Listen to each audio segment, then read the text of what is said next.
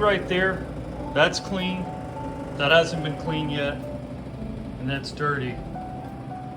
What we're using is this orbital machine. This is a Roboset 2000, the most versatile Orboset extractor on the market, 2000 RPM. We have the green brush attachment. So it's going to get the nooks and crannies and crevices of this LVP. And then we extract. You can see that this wheels down how easy it is. You can just see, take a look. See how dirty it is there. Now watch.